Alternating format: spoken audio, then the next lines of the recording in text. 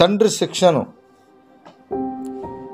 దేవుడు, వాక్యమైన దేవుడు లేదా కుమారుడైన క్రీస్తు ఆయన శిక్షకు పాత్రుడిగా ఉన్నప్పుడు ఆయనను పరలోకంలో ఎలా హెచ్చించాడో ఒక వచనాన్ని మనం చదువుకుని ఈరోజు ఆయనే మాదిరిగా మనం నడుస్తున్న తరుణంలో మనం ఏ రీతిగా జీవించాలన్న విషయాలు ఈరోజు మనం ధ్యానించడానికి ఇష్టపడదాం. మరి ప్రతి చల్లపొద్దు ఆనాడు ఆది దంపతులైన అవ్వ ఆదాము యొద్దకు ఏ రీతిగా ప్రభు వచ్చి తన ప్రత్యక్షతను ఏ రీతిగా కనపరిచారో ఈరోజు మనకు కూడా అదే ప్రత్యక్షతను కనపరుస్తూ ఉన్నారు. అయితే ప్రియమైన దేవుని పిల్లలారా, ఇదంతా కూడా మీ ప్రార్థనని నేను విశ్వసిస్తాను. ఎందుకంటే తిమోతిలో పరిశుద్ధాత్మ దేవుడు అపోస్తలుడైన పౌలు ద్వారా చక్కని మాటను మనకు తెలియపరుస్తారు. దేవుని ఎదుట యోగ్యునిగాను, సిగ్గుపడనక్కరలేని పనివానిగాను, సత్యవాక్యమును సరిగా ఉపదేశించువానిగాను నిన్ను నీవే దేవునికి కనపరుచుకొనుటకు జాగ్రత్త పడుము అంటాడు. ఇది నిరంతరము నా హృదయంలో ఉంటుంది. ఎందుకంటే నేను పనివానిని, దేవుని పనివానిని. అయితే ఈ సత్యవాక్యాన్ని సరిగా ఉపదేశించేవానిగా, ఎందుకంటే ఆ వాక్యాన్ని విభజించువానిగా ఉండాలి. విభజించడంలో పరిశుద్ధాత్మ సహాయం కావాలి. అందుకని నన్ను నేను దేవునికి అప్పగించుకోవాలి. అలాగే మీరు కూడా నా కొరకు ప్రార్థనాపూర్వకంగా సిద్ధపడాలి. ఈ రీతిగా మీరు సిద్ధపడుతున్నారు కాబట్టి దేవుడు తన బలమైన అభిషేకంతో నన్ను నిలవబెడుతూ ఉన్నాడు. కాబట్టి మీ అందరికీ ప్రభు పేరిట ప్రత్యేకమైన వందనాలు తెలియపరుస్తూ ఉన్నాను. దేవునికి స్తోత్రము, హల్లెలూయా. మంచిది. మరి ఈరోజు దేవుడికి ఇష్టమైన శిక్షను, దేవునికి ఇష్టమైంది శిక్షించాడు. ఎలా శిక్షించాడు? రాత్రి మాట ఒక్కసారి చదువుకుని ముందుకు వెళ్ళిపోదాం. రోమీయులకు రాసిన పత్రిక 8వ అధ్యాయము 4వ వచనాన్ని చదువుతున్నాను. శరీరమును అనుసరింపక ఆత్మను అనుసరించియే నడుచుకొను మన యందు ధర్మశాస్త్ర సంబంధమైన నీతి విధి నెరవేర్చబడవలనని పాప పరిహార నిమిత్తము దేవుడు తన సొంత కుమారుని పాప శరీరాకారముతో పంపి ఆయన శరీరమందు పాపమునకు శిక్ష విధించెను. ఈ శిక్ష విధించడానికి ఆయన ఆ శిక్షను తృణీకరించలేదు సుమా. అందు నిమిత్తము ఆయనను పరలోకమందు ఏ రీతిగా మహిమపరిచాడో మనందరికీ తెలుసు.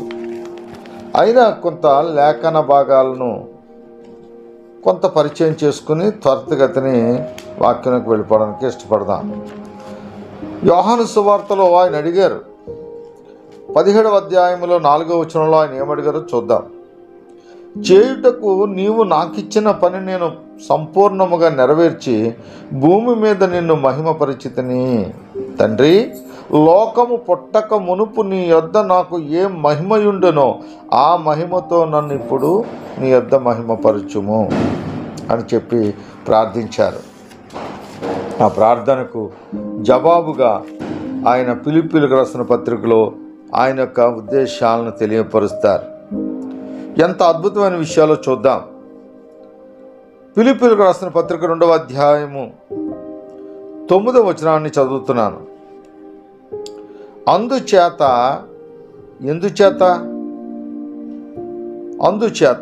ముందు ఇది చూద్దాం.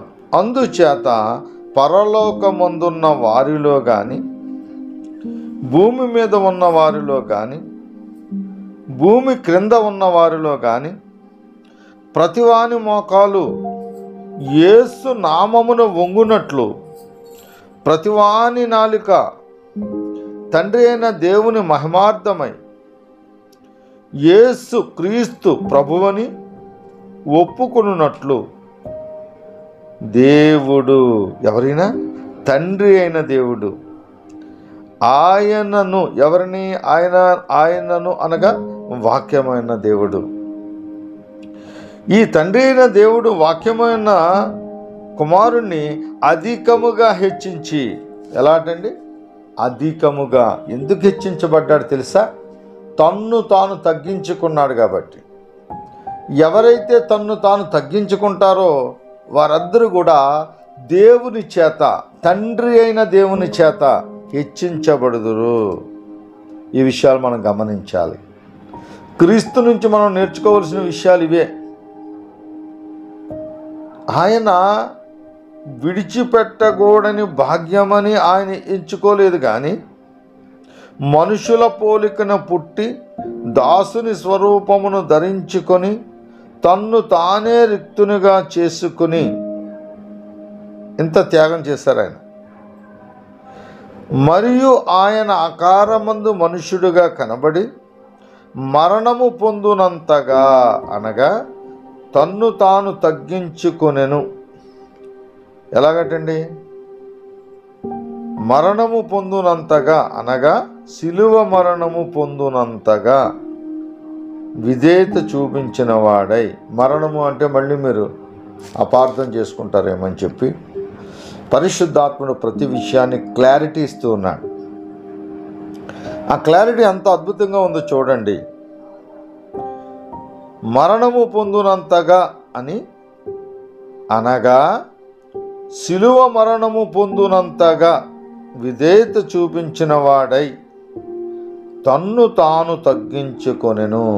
ఇది కావాలి. నేను దేవుని కుమారుణ్ణి, దేవుని కుమార్తెని అని చెప్పుకుంటే కాదు. నేను పరలోక రాజ్యానికి వారసురాలుని అని చెప్పుకుంటే కాదు. ఆ వారసత్వం కావాలి అనుకుంటే క్రీస్తు మాదిరిగా మనకు ఉండాలి. ఆ మాదిరి ఇదిగో తన్ను తాను తగ్గించుకోవటంలో మనం చూపించాలి. అలా చూపించినప్పుడు ఇక్కడ ఆయన అదే చెప్తున్నారు. అందుచేత, ఎందుచేత ఇంత త్యాగనిరితి సమస్తాన్ని విడిచి నేల మట్టుకు వంగి తన తండ్రి అభిష్టాన్ని నెరవేర్చాడు కాబట్టే కుమారుడు అంగీకరించబడ్డాడు. అదే కదా ఎబ్రీయులకు రాసిన పత్రికలో మనం అదే చూస్తాం. శరీరధారిగా ఉన్న దినములలో, ఒక దినము కాదు, శరీరధారిగా ఉన్న దినములలో అన్ని దినాలు కూడా మరణము నుంచి మరి లేపగలిగిన వాని అనగా తండ్రికి నిరంతరము ప్రార్థనలు, యాచనలు, భయము, భక్తి కలిగి ఆయన జీవితకాలం యావత్తు తండ్రికి లోబడిన వాడిగా మనకు కనబడ్డాడు. అందునిమిత్తమే ఆయన మరణము నుంచి తప్పించబడ్డాడు.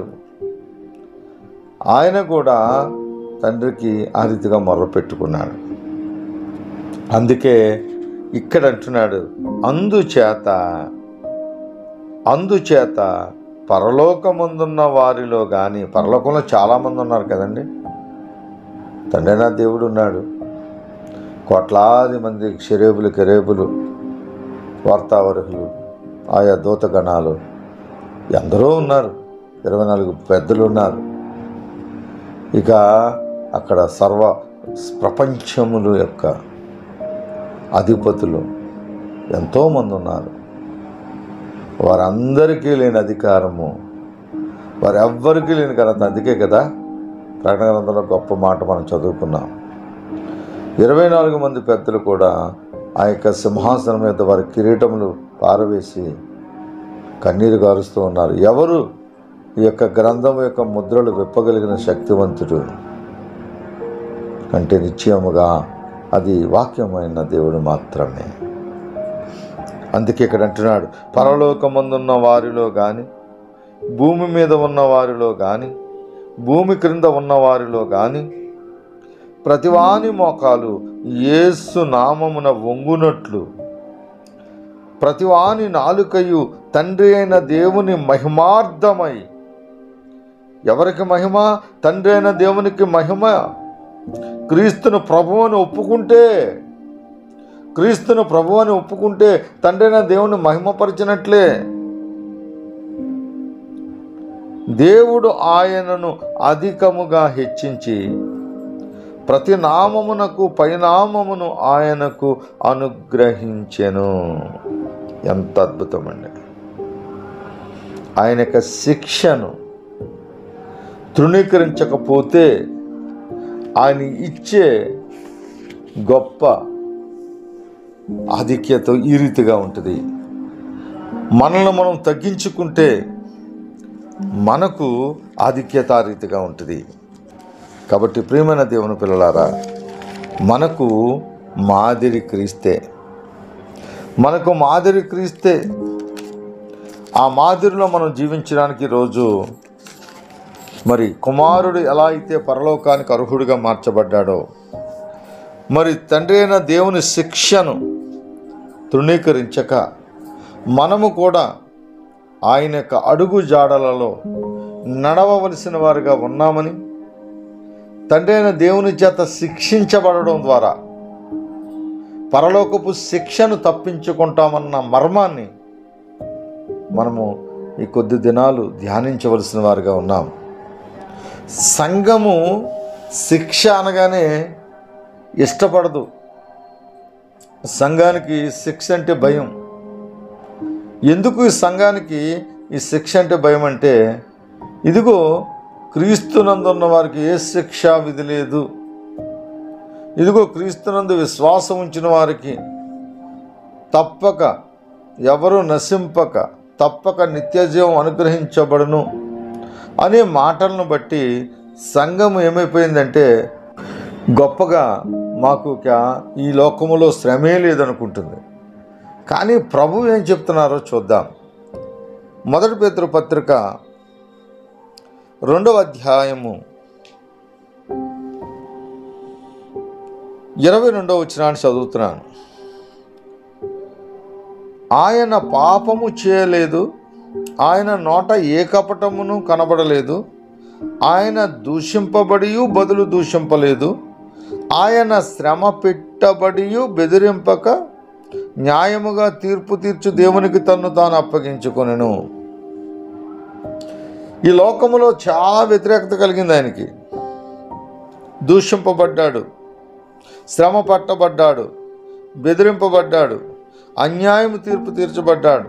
అయినప్పటికీ న్యాయముగా తీర్పు తీర్చు దేవునికి తన్ను తాను అప్పగించుకున్నాడు. కాబట్టే ఆయన నిశ్చయముగా పరలోకమందు పైనామముగా ఉన్నారు. ఇప్పుడు మనం ఈయన మనకు మాదిరి. 21 చదువుతున్నాను. క్రీస్తు కూడా మీ కొరకు బాధపడి, ఎవరి కొరకు బాధపడ్డాడు? ఈ బాధలను ఎవరి కొరకు? మీ కొరకు బాధపడి మీరు తన అడుగు జాడల యందు నడుచుకొనున్నట్లు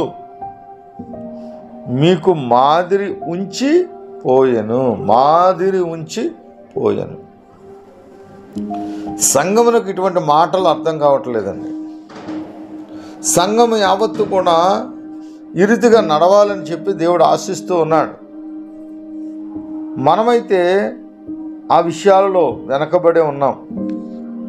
మనం ఎంతసేపు కూడా ఇదిగో నిశ్చయముగా మనం పరలోకాన్ని అనుభవిస్తున్నామని, ఇక మనము రాజకుమారులమని, మనము ఏలేవారమని ఈ రీతిగా మనం మాట్లాడుకుంటూ ఉంటాం. ఇవన్నీ వాస్తవమే, నిజమే. కానీ భూమి మీద నిన్ను ఎందుకు ఏర్పరచుకున్నాడు అంటే, తన జ్యేష్ఠుడైన యేసుక్రీస్తు ప్రభువారు ఎలా శ్రమపడి తండ్రి చే శిక్షను తృణీకరించకుండా ఆ శిక్షకు విధేయత చూపించి పరలోకములో హెచ్చించబడ్డట్టుగా ఈరోజు పరలోకములో నువ్వు హెచ్చించబడాలి అనుకుంటే, ఇదిగో నిశ్చయముగా తండ్రి అయిన దేవుని యొక్క శిక్షను నువ్వు తృణీకరించకూడదు నా కుమారుడా. మనమందరము కూడా దేవుని పిల్లలము అంటే చాలా ఆనందిస్తాం. దేవుని పిల్లలని చెప్పబడితే మనము చాలా ఆనందిస్తాం. అయితే ఒక గొప్ప మర్మాన్ని దేవుడు ఈరోజు మనతో మాట్లాడబోతున్నాడు. 1 కొరింథీ పత్రికలో అపోస్తలుడైన పౌలు కొరింథీయులకు పత్రిక రాస్తూ ఒక సత్యాన్ని ఓ మహోన్నతమైన మాటను అక్కడ బయలుపరిచారు. 11వ అధ్యాయము 1 కొరింథీ పత్రిక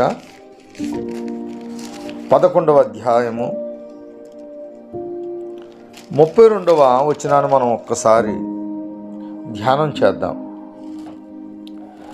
అందరూ కూడా సాధ్యమైనంత మట్టుకి లేఖనమును లేదా జీవగ్రంథాన్ని, పరిశుద్ధ గ్రంథాన్ని, రాజ్య గ్రంథాన్ని తెరిచి వాక్యాన్ని వెంబడిస్తేనే సంతోషం. ఈ 32వ వచనాన్ని మనము చాలా ప్రతిష్టాత్మకంగా తీసుకోవాలి. మనము తీర్పు పొందిన ఎడల లోకముతో పాటు మనకు శిక్షావిధి కలగకుండునట్లు ప్రభు చేత శిక్షింపబడుచున్నాము. ఇది చాలా అద్భుతమైన మాట అండి. ఆది కాండం నుంచి ప్రకటన గ్రంథం వరకు ఈ మాటను మనము ధ్యానించగలిగితే లోకమును మనలను వేరుపరిచేసింది ఈ వచనం. ఈ లోకము ఎక్కడ శిక్షించబడుతుంది అంటే పరలోకంలో శిక్షించబడుతుంది. మనము ఎక్కడ శిక్షించబడతాము అంటే భూమి మీదే శిక్షించబడతాం. అందుకే తండ్రి చే శిక్షను మనము తృణీకరించకూడదు. నా కుమారుడా, నా కుమార్తె. ఈ మర్మయుక్తమైన మాటలు సంఘానికి అర్థం కాలేదు. ఈ మాటలు సంఘము జీర్ణించుకోలేకపోతా ఉంది. ఎంత అద్భుతమైన మాటలో చూడండి. మనము తీర్పు పొందిన ఎడల, ఇక్కడ తీర్పు పొందిన ఎడల లోకముతో పాటు మనకు శిక్షావిధి కలగకుండునట్లు ప్రభు ఏం చేస్తున్నాడట? ఈ భూమి మీదే మనల్ని శిక్షిస్తూ ఉన్నాడు. ప్రభువు చేత శిక్షించబడుచున్నాము. ప్రభువే శిక్షిస్తున్నాడు. ఎంత ప్రేమ చూడండి మన మీద. మనం ఏం చేస్తాం? శ్రమ వస్తే, శిక్ష వస్తే, కష్టం వస్తే దేవునిని సనుగుకునేవారుగా ఉంటాం. ఆ శిక్ష వచ్చినందుకు మనం ఆనందించాలి. ముందు ముందు చూద్దాం. చాలా అద్భుతమైన మర్మయుక్తమైన విషయాలు. పరిశుద్ధాత్మ దేవుడు మిమ్మును ప్రేమించి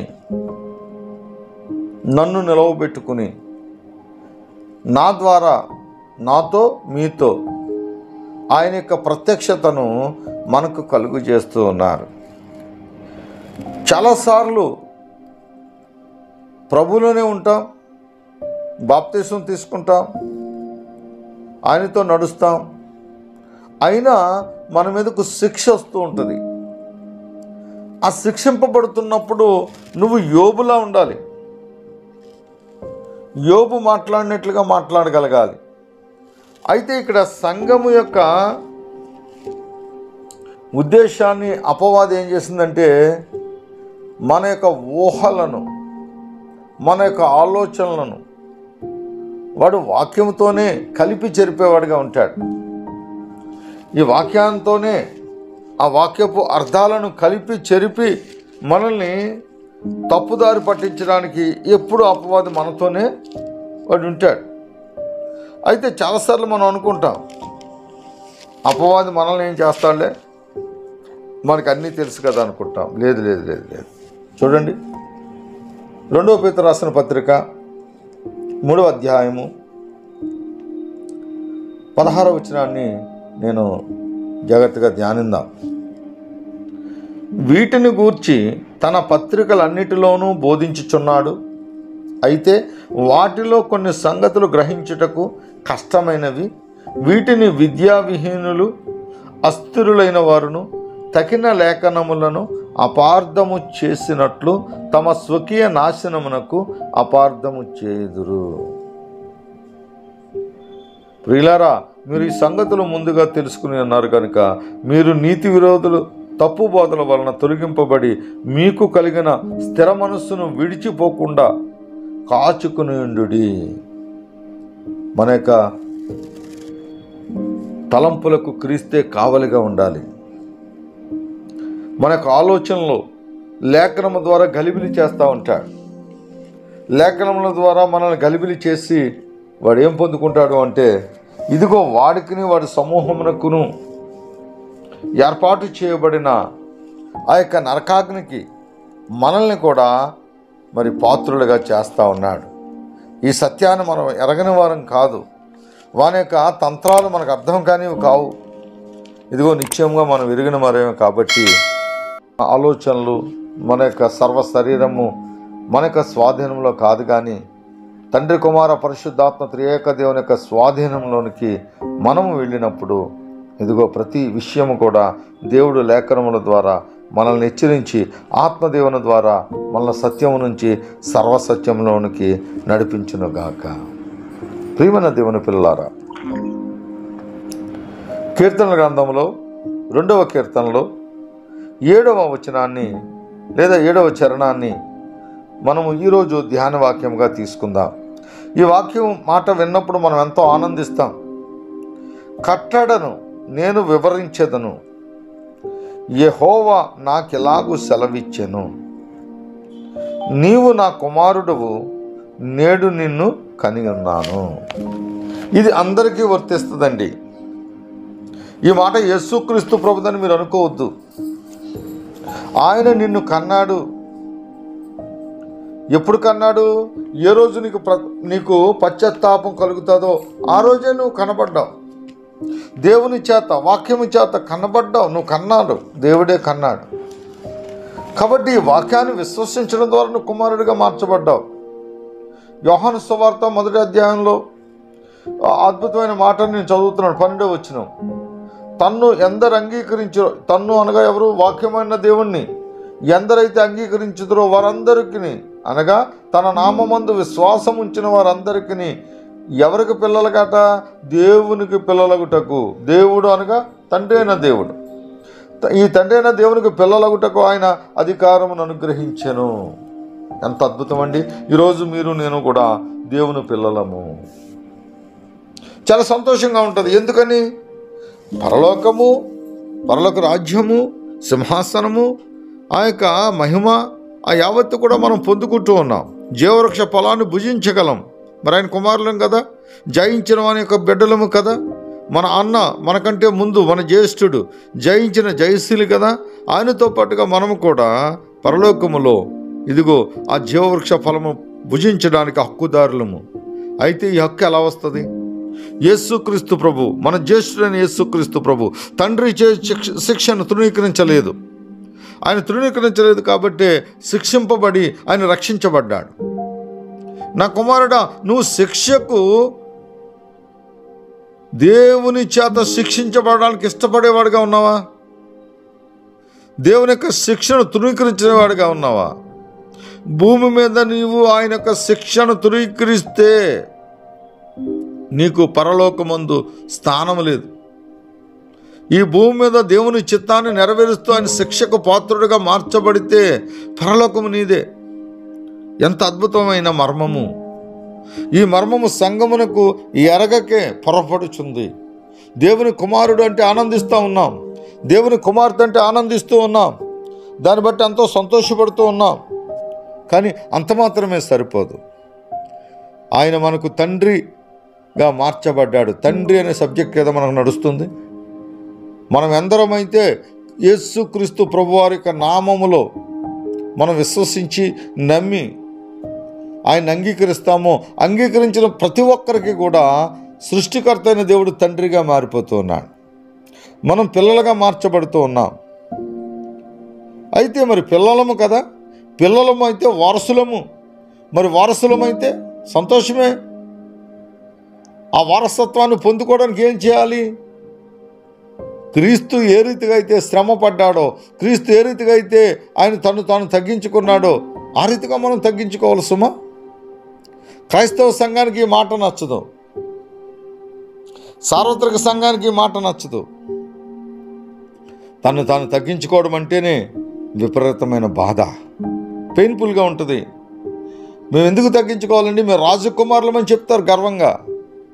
యోధాగోత్రపు సింహంలో మేము గోత్రకర్తలము, మేము అన్యజనుల నుంచి ప్రత్యేకింపబడిన వారము, మేము దేవుని పిల్లలము, మాకు అధికారం ఉంది అని చెప్పి చాలా గర్వంగా చెప్తారు. మంచిదే, అవన్నీ సత్యాలే.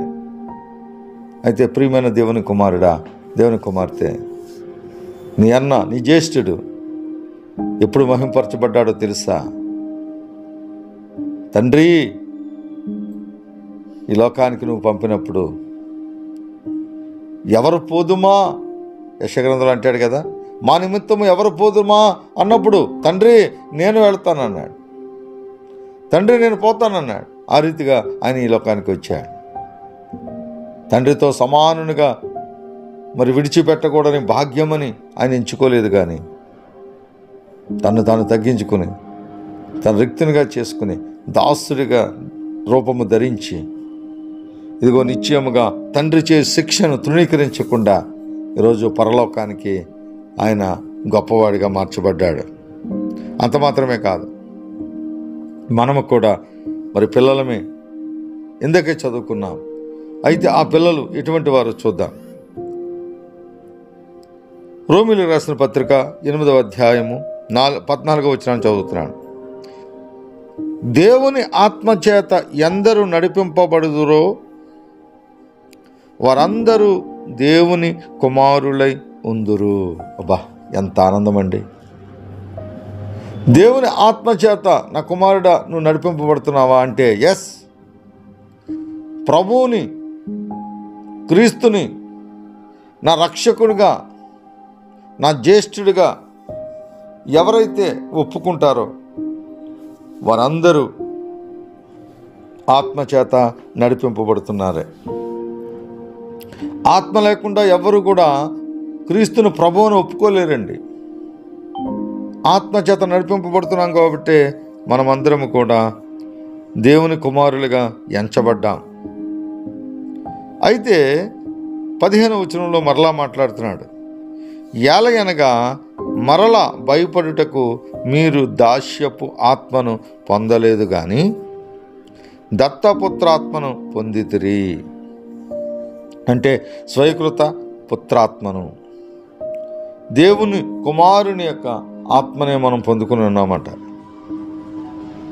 ఆ ఆత్మ కలిగిన వారమై మనము అబ్బా తండ్రి అని మొర్ర పెట్టుచున్నాము. ఎంత అద్భుతమైన మాట ఇక్కడ దేవుడు తెలియపరుస్తున్నాడో చూడండి. మనము దేవునికి పిల్లలుగా మార్చబడ్డాం. అందుకే యోహాను గారు ఒక గొప్ప అంశాన్ని తెలియపరిచారు. ఇదిగో ఆయన నామాన్ని ఎందరైతే అంగీకరిస్తారో వారందరికీ తండ్రి అయిన దేవుని కుమారులుగా, కుమార్తెలుగా మీకు అధికారాన్ని అనుగ్రహించారని చెప్పారు. ఇక్కడికి వచ్చేసరికి ఆయన అంటున్నాడు, ఇదిగో మీరు దాస్యపాత్మన కాదు, ఇదిగో నిశ్చయముగా దత్తపుత్రాత్మ, ఇదిగో నిశ్చయముగా అస్వీకృత పుత్రాత్మను మీరు డైరెక్ట్గా దేవుని పిల్లలుగా మార్చబడ్డారు. ఈ మాటలను బట్టి మనం ఎంతో ఆనందిస్తాం. ఈ మాటలను బట్టి మనం ఎంతో అతిశయపడతాం, ఆనందిస్తాం, గర్వపడతాం. అయితే ప్రియమైన దేవుని కుమారుడా, దేవుని కుమార్తె, మనము మోడీకి వారసులమని ఆనందించడం గొప్ప కాదు. మోడీకి వారసత్వంలో మనం పాలువారమైతే ఇదిగో మోడీకి ఉన్న సమస్తంలో అన్నిటిలో మనం పాలుభాగస్తులుగా మార్చబడతాం. ఆయన యొక్క కష్టాలు, నష్టాలు, బాధలు, సాధలు అన్నిటినీ పాలు పంపులు పంచుకోవాల్సిన వారుగా ఉంటాం. ఇదిగో ఇక్కడ కూడా ఆయనకి స్వీకృత మరి సొంత కుమారులుగా స్వీకరిస్తానంటున్నాడు. మరి స్వీకరించబడ్డ మనకు ఎటువంటి ప్రత్యేకతను దేవుడు అనుగ్రహిస్తున్నాడో ఇక్కడే చూద్దాం. 16వ వచనాన్ని చదువుతున్నాను. మనము దేవుని పిల్లలమని ఆత్మ తానే మన ఆత్మతో కూడా సాక్ష్యమిచ్చుచున్నాడు. మనము దేవుని పిల్లలమని ఆత్మ అనగా పరిశుద్ధాత్మ, అలాగే మనలో కూడా జీవాత్మ ఉంది. ఈ ఇరువురు కలిసి ఏం చేస్తున్నారట? సాక్ష్యం ఇచ్చుచున్నారు. ధర్మశాస్త్రంలో 2 సాక్షులు ఉండాలి. 2 చెప్పినదే అది సాక్ష్యం అవుతుంది. అందుకనే పరిశుద్ధాత్ముడు మనలో ఉన్న ఆ జీవాత్మ కలిసి సాక్ష్యం ఇస్తున్నాయట. ఏమని? మీరు వారసులే, మీ తండ్రి పరలోకమందున్నాడు. పరలోకమందున్నాడు మీ తండ్రి. ఆయన మొదటిగా వాక్యమైన దేవుణ్ణి కన్నాడు. ఆయన తన జనతేక కుమారుడై ఉన్నాడు. ఆ కుమారుని ద్వారా తనకు అనేకులు కుమారులుగా మార్చబడాలని జగత్ పునాది వేయబడక మునిపే ప్రేమ చెప్పున క్రీస్తులో మనందరినీ ఏర్పరచుకున్నాడు. అది సత్యము. అయితే ప్రియమైన దేవుని పిల్లలారా, తన సొంత కుమారుణ్ణి శిక్షించి రక్షించిన ఆ తండ్రి మనల్ని మరి ఏ రీతిగా శిక్షిస్తాడో ముందు ముందు మనం తెలుసుకుంటాం. 17వ వచనాన్ని చదువుతున్నాను. ఇది సంఘము దీన్ని వదిలేసింది. సార్వత్రిక సంఘము దీన్ని విడిచిపెట్టింది. అందుకే కొన్ని వచనాలు, కొన్ని లేఖనాలు పేతురు రాసిన పత్రికలో మనం ఇందాక చదువుకున్నాం. కలిపి చెరిపేవారు. ఎవరయ్యా అంటే దుష్టుడు. వాడు మన ఊహలను తారుమారు చేస్తూ ఉంటాడు, మన ఆలోచనలు తారుమారు చేస్తూ ఉంటాడు.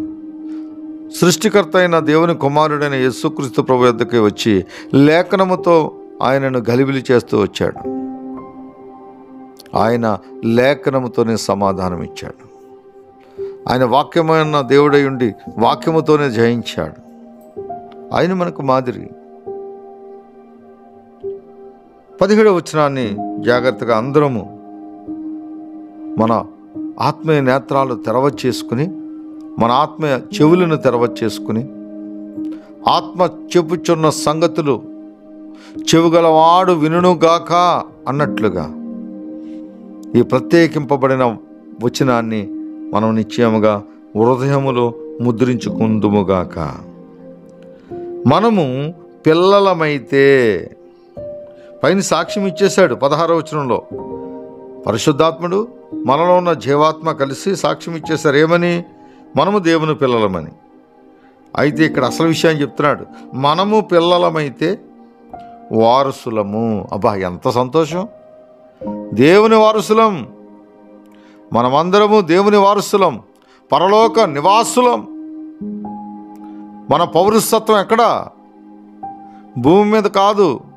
మన పౌరసత్వం పరలోకము. ఎంత బాగుందండి! ఆ మాటలు ఎంత అద్భుతంగా అనిపిస్తున్నాయి మనకి. మన పౌరసత్వం పరలోకం. ఇక్కడ కొద్ది రోజులు అనగా చదువు నిమిత్తము మనం వేరే లోకానికి వచ్చాం. దేవుడు మనల్ని ఇక్కడ చదువుకుని పరీక్ష రాసి పాస్ అయ్యి ఆయన వద్దకు రమ్మన్నాడు. ఆయనే పంపించాడు, ఆయన వద్దకు రమ్మన్నాడు. అలాగే మన పిల్లల్ని కూడా చదువు నిమిత్తం జర్మనీ పంపిస్తాం, చదువు నిమిత్తం అమెరికా పంపిస్తాం, చదువు నిమిత్తం కెనడా పంపిస్తాం. వారు చదువు అయిన తర్వాత పరీక్ష రాసి పాస్ అయ్యి వారు ఎంతో సంతోషంగా మన కుటుంబాలకు వస్తారు. వారిని బట్టి మనం ఎంతో ఆనందిస్తాం. ఎందుకని? మనం పంపించిన ఆ పనిని పరిపూర్ణం చేసి తిరిగి వారు విజయంతో మన కుటుంబానికి చేరుకున్నారు. ఈ రీతిగా మనం కూడా ఈ కొద్ది దినాలు, ఇది మనకి 70-80 సంవత్సరాలే మనకు, కానీ దేవుని దృష్టిలో ఇది క్షణమాత్రమే. దేవుని యొక్క ఆలోచనలో ఇది క్షణమాత్రమే. ఆయన మనల్ని లోకానికి పంపించి, నా కుమారులారా, మీరు చక్కగా మీ జ్యేష్ఠుడైన యేసుక్రీస్తు ప్రభువారు మాదిరిని చూపించారు. ఆ మాదిరిని మీరు ధరించుకొని, ఆయన్ని మీరు ధరించుకొని, ఆయన వలె మీరు నా చిత్తాన్ని నెరవేర్చి తిరిగి నా ఇంటికి రమ్మని ఆ సిలబస్తో పాటుగా పరీక్ష పెట్టారు. మన ఆది పితరులైన అవ్వకు ఆదాముకు చిన్న పరీక్ష పెట్టారు. ఆజ్ఞ అతిక్రమించొద్దని చెప్పారు. వారు ఫెయిల్ అయిపోయారు. అలాగే అనేక ప్రవక్తలు ఫెయిల్ అయిపోయారు, అనేక న్యాయాధిపతులు ఫెయిల్ అయిపోయారు, అనేక మంది రాజులు ఫెయిల్ అయిపోయారు. ఏమండి? ఇలాగా ఆయన యొక్క ఉద్దేశాన్ని ఎవరు కూడా నెరవేర్చలేకపోతూ ఉన్నారు. ఇక చివరకు తన సొంత కుమారుణ్ణే ఈ లోకానికి పంపించి ఆయనకు జయ జీవితమును అనుగ్రహించి ఆయన ద్వారా మనకున్న భాగ్యం ఏంటి తెలుసా? ఏ రాజులకి, ఏ ప్రవక్తలకి, ఏ న్యాయాధిపతులకి ఎవ్వరికీ లేనటువంటి భాగ్యము తన కుమారుని ద్వారా మనకు అనుగ్రహించారు. దీన్ని సార్వత్రిక సంఘము అర్థం చేసుకోలేకపోతా ఉంది. దీనిని సార్వత్రిక సంఘము జీర్ణించుకోలేకపోతా ఉంది. సార్వత్రిక సంఘము తన ప్రత్యక్షతను, తన ఆత్మీయ నేత్రమును తెరవ చేసుకుని వాక్య ప్రత్యక్షతను గమనించలేకే ఈరోజు సంఘము లోకముతో మమేకమై, లోకము సంఘము చట్టాపట్టాలు వేసుకుని లోకములో విహరిస్తూ ఉంది. మరి తండ్రి అయిన దేవుడు కన్నీరు కార్చడండి. ఆయన హృదయ వేదన, ఆయన హృదయములో మహా విలాపము, మహారోదన అనియు వ్రాయబడి ఉన్నదట. ఆయన హృదయములో ఆయన యొక్క మహావిలాపము, మహారోదన, ఆయన మహా దుఃఖము, వాటన్నిటినీ మాన్పించాల్సిన బాధ్యత నీ జ్యేష్ఠునితో పాటు నీది, నాదే. నా కుమారుడా, నా కుమార్తె, ఈరోజు సార్వత్రిక సంఘములో మనమందరము కొనసాగుతున్న మనము సత్యమును గ్రహించి ఆత్మదేవుని చేత సర్వసత్యములకు నడిపింపబడుతూ మనతో పాటుగా అనేకులను ఈ సత్యమందు ప్రతిష్ఠింపచేయవలసిన వారిగా ఉన్నాం. ఈ మర్మయుక్తమైన విషయాలను సంఘమునకు బయలుపరచవలసిన వారిగా ఉన్నాం. ఈ కడవరి దినాల్లో ప్రతి ఒక్కరిని, అసత్యంలో ఉన్న వారిని సత్యములోకి నడిపించవలసిన వారిగా ఉన్నాం. ఈ బాధ్యత నాది ఒక్కడిదే కాదు, మనందరిది. అందరి యొక్క సమిష్టి కృషితో మనము అనేకులను, అగ్నిలో ఉన్నవారిని లాగి రక్షించవలసిన యోగ్యత, ధన్యత దేవుడు మనకే అనుగ్రహించారు. కాబట్టి ప్రియమైన దైవ జనాంగమా, ఈ 17వ వచనం అద్భుతమైన మాట. మనము పిల్లలమైతే వారసులము, అనగా దేవుని వారసులము. మనము దేవునికి వారసులము, క్రీస్తుతో కూడా మహిమ పొందుటకు. క్రీస్తుతో కూడా మహిమ పొందుటకు. అవునండి, మనమందరము కూడా తండ్రి అయిన దేవుని చేత ప్రేమించబడిన వారము, ఆయన సంకల్పము చెప్పున పిలవబడిన వారము. మేలు కలుగుటకై ఆయన ప్రేమిస్తే సమస్తము కూడా మేలు కలుగుతుంది. మనకు మేలు కలుగుటకు సమస్తము సమకూడి జరిగించే గొప్ప దేవుడు. ఆయన్ని ప్రేమిస్తే 1000 తరములు మనల్ని దీవించే దేవుడిగా ఉన్నాడు. కేవలము ప్రేమించడము మాత్రమే. మీరు ప్రేమిస్తారా? నిశ్చయంగా మీరు ప్రేమిస్తే దేవుడు మిమ్మల్ని 1000 తరములు దీవించేవాడిగా ఉన్నాడు. మీరు ప్రేమిస్తే చాలు, 1000 తరములు ఆశీర్వాదానికి హక్కుదారులుగా మిమ్మల్ని మలిచేవాడిగా ఉన్నాడు.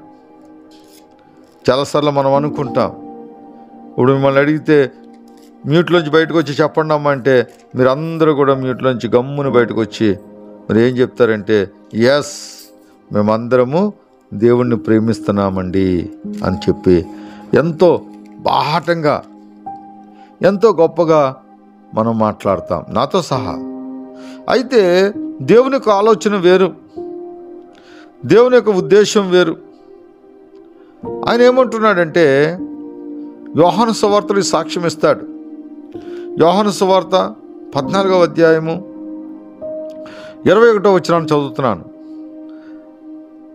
నా ఆజ్ఞలను అంగీకరించి వాటిని గైకొని వాడే నన్ను ప్రేమించువాడు. ఇదండి, ప్రేమించేస్తున్నామని మీరు అందరూ చెప్తారు, నాతో సహా అందరూ చెప్తాం. కానీ ఎవరు ప్రేమిస్తారట? ఆయన ఆజ్ఞలను అంగీకరించి వాటిని గైకొని వాడే. అంగీకరించాలి, అంగీకరిస్తే సరిపోదు, వాటిని గైకొనాలి.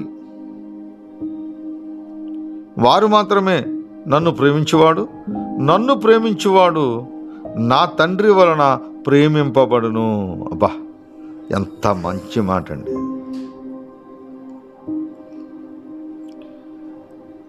అలాగే 23 కూడా చదువుతున్నాను. యేసుక్రీస్తు ప్రభువారి యొక్క స్టేట్మెంట్ ఇది. ఒకడు నన్ను ప్రేమించిన ఎడల వాడు నా మాటలు గైకొనును, అప్పుడు నా తండ్రి వానిని ప్రేమించును, మేము వాని వద్దకు వచ్చి నివాసము చేతుము. ఎంత ఆశ్చర్యం అండి! ప్రేమించడం వల్ల వచ్చే లాభం ఏంటి? తండ్రి, కుమార, పరిశుద్ధాత్మ త్రియేక దేవుడు మన యొద్దకు వచ్చి మనలోనే నివసిస్తారట. ఎంత మాధుర్యంగా ఉంది! మీరేం చేయాలి? కేవలము వాక్యాన్ని ప్రేమించటమే. వాక్యాన్ని ప్రేమిస్తే మీ సంపాదన, మీ పిల్లలకి ఎంత సంపాదిస్తారండి? ఈ లోకానుసారంగా ఆలోచిద్దాం. అక్రమంగా సంపాదిస్తే ఒక 10 తరాలు తినడానికి సరిపడా సంపాదిస్తారేమో ఒకవేళ. ఇక ఇష్టానుసారంగా సంపాదించిన వారు చాలామంది ఉన్నారు కదా. ఆ రీతిగా సంపాదించారనుకుంటే ఒక 2 తరాలు 3 తరాలు తిన్నా తరగనంత ఆస్తి సంపాదించగలుగుతారేమో. కానీ నా ప్రభు సెలవిస్తున్నాడు, నా దేవుడు సెలవిస్తూ ఉన్నాడు, నా ప్రియులారా, నన్ను ప్రేమించండి, నన్ను ప్రేమించండి, మిమ్మును 1000 తరములు. ఎంత ఆశ్చర్యం అండి! మనం ఏదైనా పిల్లలకు దాయగలము అంటే ఈ లోకముకు సంబంధించిన డబ్బు, ధనము, ఆస్తులు, అంతస్తులు, భూములు, ఇళ్ళు ఇవి కాదండి. తల్లిదండ్రులుగా తండ్రి అనే నామాన్ని మీరు పొందుకున్నారు కాబట్టి వారికి మీరు ఇచ్చే ఏదైనా ఆశీర్వాదం ఉన్నది అంటే మీరు తండ్రిగా తల్లిగా ఏకీభవించి మీ తండ్రి అయిన పరలోకమందున్న మీ తండ్రిని ప్రేమిస్తే మీ కుటుంబాలు, మీ బిడ్డల యొక్క కుటుంబాలు 1000 తరములట. ఎంత ఆశ్చర్యం అండి! 1000 తరములు మిమ్మల్ని ఆశీర్వాదభూతముగా ఆయన ఉంచుతానని చెప్తున్నాడు. ఆయన ప్రేమిస్తే, ఆయన ఆజ్ఞలు గైకుంటే, ఆజ్ఞల అనుసారముగా మీరు జీవిస్తే ఆయనకి ఆగలేడటండి. పరలోకముందున్న మా తండ్రి అని మనమే ప్రార్థన చేస్తాం. ఆయనక పరలోకములో ఉండడట. తండ్రి, కుమార, పరిశుద్ధాత్మ త్రియేక దేవునిగా మన యొద్దకు వచ్చి ఆయన ఏం చేస్తారట? వాని యొద్ద నివాసము చేతుము. ఎవరిస్తున్నారు ఈ స్టేట్మెంటు? నీ జ్యేష్ఠని యేసుక్రీస్తు ప్రభువారు ఇస్తున్నారు స్టేట్మెంటు. నా కుమారుడా, ఈ రాత్రికాల సమయంలో సూటిగా దేవుడు నీతో మాట్లాడుతున్నాడు. నా కుమార్తె, నువ్వు ప్రేమిస్తావా? లోకాన్ని ప్రేమిస్తారు, లోకాశలను ప్రేమిస్తారు, లోకపు మర్యాదను ప్రేమిస్తారు, ఏమండి, లోకములో ఉన్న వ్యర్థమైన వాటిని ప్రేమిస్తారు. కానీ ప్రభు అంటున్నాడు, నన్ను ప్రేమించండి అంటున్నాడు. నన్ను ప్రేమించండి అంటున్నాడు. ఎప్పుడు ప్రేమించాడట? ఆయన ఎప్పుడు ప్రేమించాడట? అదే అధ్యాయంలో చూద్దాం. 17వ అధ్యాయము యోహాను సువార్త. మీరు రాసుకుంటున్నారని ప్రతిదీ చెప్తున్నాను, రాసుకోవాలి. యోహాను సువార్త 17వ అధ్యాయము 24వ వచనం చదువుతున్నాను. తండ్రి, నేనెక్కడ ఉందునో అక్కడ నీవు నాకు అనుగ్రహించిన వారును నాతో కూడా ఉండవలెననియు, మన కోసం ప్రార్థన చేస్తున్నాడు. నీవు నాకు అనుగ్రహించిన నా మహిమ వారు చూడవలననియు కోరుచున్నాను. జగత్ పునాది వేయబడక మునుపు నీవు నన్ను ప్రేమించితివి. జగత్ పునాది వేయబడక మునుపే ఆయన తన కుమారుని ప్రేమించాడట. అందుకే మనల్ని ఆయన ప్రేమిస్తూ ఉన్నాడు, ప్రేమించి ప్రార్థన చేస్తూ ఉన్నాడు. ఆయన ఎక్కడుంటాడో మనల్ని కూడా అక్కడే ఉంచుతానంటున్నాడు. ఇంత ప్రేమను మనం ఎలా వదులుకోగలం? అదే విషయాన్ని ఇక్కడ కంక్లూడ్ చేస్తూ ఉన్నాడు. మనం కూడా ఈ వచనంతో మరి ముగించుకోవడానికి ఇష్టపడదాం. ఈ వచనాన్ని కూడా మనం ఒక్కసారి ఆలోచన చేద్దాం. ఏ రీతిగా మనం ఆలోచన చేయగలమంటే, రోమిలకు రాసిన పత్రిక 8వ అధ్యాయము